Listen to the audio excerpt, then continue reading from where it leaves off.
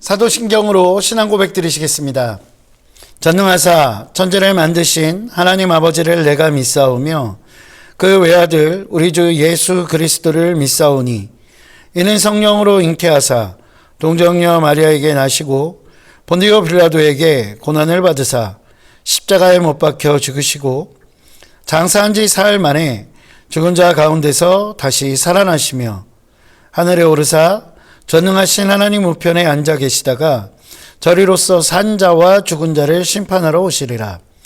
성령을 믿사오며 거룩한 공회와 성도가 서로 교통하는 것과 죄를 사하여 주시는 것과 몸이 다시 사는 것과 영원히 사는 것을 믿사옵나이다. 아멘. 할렐루야. 함께 은혜 나누실 말씀은 사도행전 16장 35절부터 40절까지의 말씀입니다. 사도행전 16장 35절부터 40절까지의 말씀입니다. 제가 가지고 있는 신약성경 216면에 있습니다. 신약성경 216면입니다. 사도행전 16장 35절부터 40절까지의 말씀입니다. 신약성경 216면입니다. 사도행전 16장 35절부터 40절까지의 말씀을 다 찾으신 줄 알고 제가 봉독해 올리도록 하겠습니다. 나리샘에 상관들이 부하를 보내어 이 사람들을 놓으라 하니 간수가 그 말대로 바울에게 말하되 상관들이 사람을 보내어 너희를 놓으라 하였으니 이제는 나가서 평안히 가라 하거늘 바울이 이르되 로마 사람인 우리를 죄도 정하지 아니하고 공중 앞에서 때리고 옥에 가두었다가 이제는 가만히 내보내고자 하느냐. 아니라 그들이 친히 와서 우리를 데리고 나아가야 하리라 한데 부하들이 이 말을 상관들에게 보고하니 그들이 로마 사람이라 하는 말을 듣고 두려워하여 와서 권하여 데리고 나가 그 성에서 떠나기를 청하니 두 사람이 옥에서 나와 루디아의 집에 들어가서 형제들을 만나보고 위로하고 가니라. 아멘. 할렐루야. 오늘도 하나님께서 베푸시는 놀라운 은혜가 저와 여러분들의 삶 가운데 가득 넘치시기를 주님의 이름으로 축원합니다. 오늘 본문에서 보면 바울이 빌립보의 관원들을 책망하는 그런 장면이 나옵니다.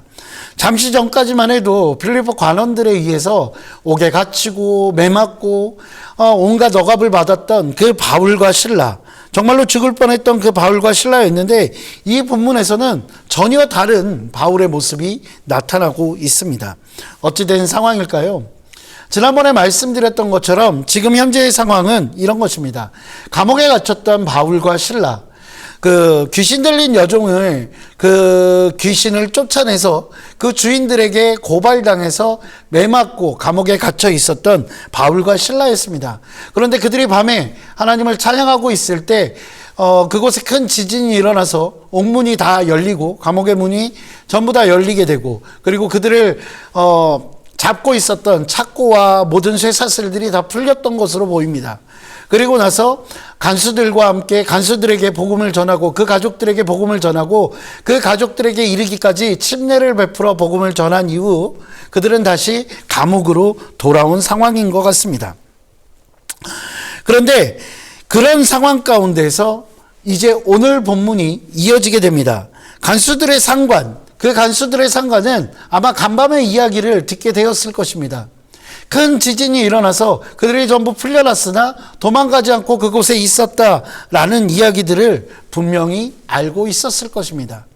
그래서 그들은 간밤의 이야기를 듣고 나서 바울과 실라를 놓아주라라고 명령합니다.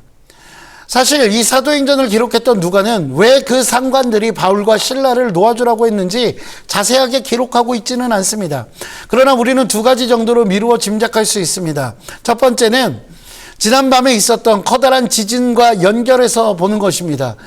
바울과 실라가 믿고 있었던 그 신의 진노를 더 이상 그들이 감당하고 싶지 않기 때문에 바울과 실라를 풀어주려고 하는 것일 수도 있습니다. 아니면 이미 바울과 실라가 받았던 그 형벌들이 그들의 잘못에 대한 대가로서 충분하다라고 납득했기에 그 상관들이 풀어주라라고 했을 수도 있습니다. 아무튼 그 빌립보의 관리들, 그 관료들은 바울과 실라를 조용히 풀어주려고 합니다. 그때 바울의 반응이 매우 독특하죠. 그토록 형벌을 받으면서도 조용히 있었던 그 바울이 자신의 신분을 들어 간수들의 상관, 즉 빌립보의 관리들을 억압하고 책망하기 시작합니다. 오늘 본문 37절입니다. 뉘앙스를 잘 한번 들어보시기 바랍니다. 바울이 이르되 로마 사람인 우리를 죄도 정하지 아니하고 공중 앞에서 때리고 옥에 가두었다가 이제는 가만히 내보내고자 하느냐? 아니라 그들이 친히 와서 우리를 데리고 나가야 하리라 한데, 감옥에서 석방되었다는 소식을 듣고 나서 바울은 기뻐 뛰며 그 자리를 박차고 나가지 않았습니다. 즉시로 그 감옥을 나간 것이 아니라 오히려 로마 시민권을 내세워서 자신들이 받았던 형벌의 부당성을 내세우고 있는 것입니다. 그것을 지적하고 그것을 결정했던 그 관리들을 책망하고 있는 것입니다. 또한 그 책망에서 그치는 것이 아니라 빌립보 관원들로부터 공식적인 사과를 받아야겠다, 그들이 직접 와라 라고 강력하게 요구하고 있는 것입니다. 결국 바울과 실라의 로마 시민권에 대한 이야기를 들렀던 그 관원들은 자신들의 불법적인 행동들에 대해서 두려움을 느꼈고 바울과 실라에게 실제로 공식적인 사과를 합니다. 그리고 나서 빌립보에 더 이상 머물지 말고 그들이 떠나줄 것을 요구합니다. 저는 여기서 한 가지 의문이 있습니다. 여지껏 가만히 있었던 그 바울이 왜 갑자기 책망하며 이런 태도를 보이는 것일까요? 그가 관원들의 잘못을 이제야 깨닫게 된 것일까요? 아니요, 그렇지 않았을 것입니다. 당시 로마법은 로마 시민에 대해서 정확한 죄에 대해서 판결이 나기까지 로마 시민에게 어떠한 위해도 가해하지 못하게 정해져 있었습니다. 그렇게 로마의 속주였던 빌립보의 관원들이 로마 시민이었던 바울과 실라에게 태형을 벌하고 그리고 그들을 감옥에 가두었던 것, 그것은 어찌 보면 분명 위법한 행동이라고 할 수 있습니다. 그런데 과연 바울과 실라는 이 사실을 지금까지 모르다가 이제야 깨달았을까요? 그렇지 않았을 것이랍니다. 그런데 고생할 것은 다 한 후에야 이제야 비로소 왜 이런 모습을 보이는 것일까요? 저는 바울이 로마 시민권을 내세워서 빌립보의 관원들에게 자신을 각인시키려고 했다라고 생각합니다. 그런데 그 각인시킨 이유가 자기 자신을 위해서는 아니라고 생각합니다. 빌립보에 남아있는 많은 이들을 위한 것이지 자기 자신을 위한 것은 아니라는 것입니다. 내가 그 관원들에게 더 좋은 대우를 받기 위해서 내가 로마 시민인 것을 드러낸 것이 아니고 자신의 의견을 강력하게 피력한 것이 아니라는 것입니다. 오히려 자기는 비록 떠나게 되더라도 이 빌립보에 남아있는 그 그리스도인들이 안전하게 지내게 하기 위해서 그는 강력한 모습을 보여주고 있다는 것입니다. 자신이 떠난 후에도 로마 시민인 자신과 관계 있는 그 빌립보의 성도들이 박해받지 않게 하려는 배려였습니다. 그리고 빌립보에서 복음 전하는 것에 대해서 더 이상 방해받지 않게 하려는 그런 의도들도 담겨 있을 것이었습니다. 사랑하는 성도 여러분, 바울의 이러한 모습들, 어찌 보면 빡빡해 보이고 어찌 보면 용서하지 못하는 그런 모습처럼 보이지만 그럼에도 불구하고 우리는 이러한 모습을 본받아야 할 것입니다. 왜냐하면 바울의 이 선택들은 그에게 맡겨진 영혼들을 위한 것이었기 때문입니다. 우리에게 맡겨진 영혼들이 있습니다. 내 자녀일 수도 있습니다. 내 가족일 수도 있습니다. 내 직장의 동료일 수도 있고요. 그리고 내가 가르치는 아이들일 수도 있습니다. 다양한 사람들이 있을 수 있습니다. 내 교구, 내 조식구들일 수도 있습니다. 내가 전도한 사람일 수도 있습니다. 우리는 그 영혼의 소중함을 알고 그들을 항상 살피고 돌보는 마음이 있어야 합니다. 오늘 사도 바울은요, 옥에서 나온 후에 자신의 몸을 돌본 것이 아니라 가장 먼저 루디아의 집에 가서 그들을 위로했다고 기록하고 있습니다. 어찌 보면 위로받아야 할 사람은 억울하게 옥살이를 했던 바울과 실라가 아닐까요? 그러나 그들의 선택은 그들을 바라보고 걱정했던 이들, 그 루디아와 그 가족들을 오히려 위로하고 있습니다.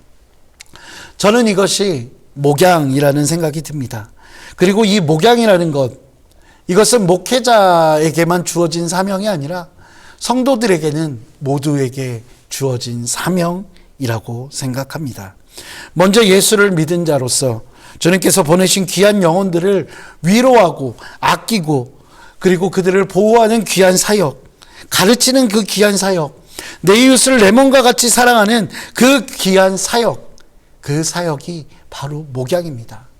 그 목양의 사역을 날마다 기쁨으로 감당하심으로 주님께 칭찬받으시는 저와 여러분 되시기를 주님의 이름으로 축원드립니다. 기도하시겠습니다. 사랑과 은혜가 풍성하신 아버지 하나님 감사합니다. 오늘 많은 사람들에게 바른 이야기를 하고 있는 사도 바울의 모습을 우리는 봅니다. 하나님, 그러나 그것이 책망의 이유가 자신을 위함이 아니라 많은 이들, 하나님께서 맡겨주신 그 양들과 같은 이들을 위한 선택이었고 그들을 위한 배려였음을 우리는 말씀을 통해 유추해 봅니다. 하나님, 오늘 그런 마음을 가지고 있었던 바울의 마음을 우리도 가질 수 있도록 주께서 인도하여 주시옵소서.